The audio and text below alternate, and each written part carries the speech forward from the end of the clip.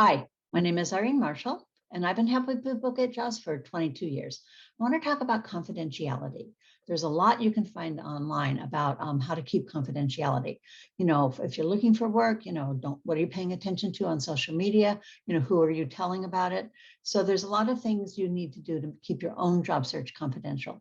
And then, of course, the other part of it is you have to keep information about your company confidential. You have a responsibility to do that. So again, you can look online, you can find a lot of guidelines on, how to do both of those things. But then I think about what is the issue? Like what is actually the underlying issue for this? So I think it has to do with the relationships between people. If I find out that you're looking for work, well, it's going to change our relationship. Either I'm going to say, well, good luck, or I'm going to say, oh, Miley, I'd like to change my job too. So one way or another, it just is important. So I have several examples, and this is from when I was a recruiter or a resume writer and a coach. One time I worked for an office. There were 5 people in the office. I was working with all 5 of them. Clearly, there was something wrong in that department, but I had to make sure that nobody understood that I was working with 4 other people from the same department. One time, there were 2 school bus drivers in a school district, and they wanted to both apply for a dispatcher job.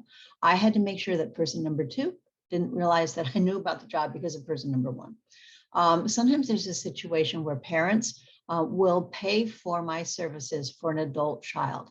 And so in that case, I'm very clear from the beginning. My client is the person looking for work. My client is not the person who's paying for it. And then there's another story from when I was a recruiter. A controller came to the office to interview. When was getting ready to leave, he realized in the lobby was sitting somebody he knew. Oh my goodness, they work together. She could not find out about him. So essentially, he left behind a pillar and had to make himself invisible. It was really important.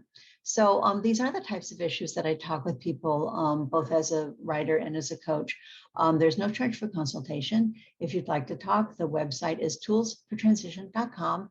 Again, my name is Irene Marshall, no charge for consultation, and I hope to hear back from you.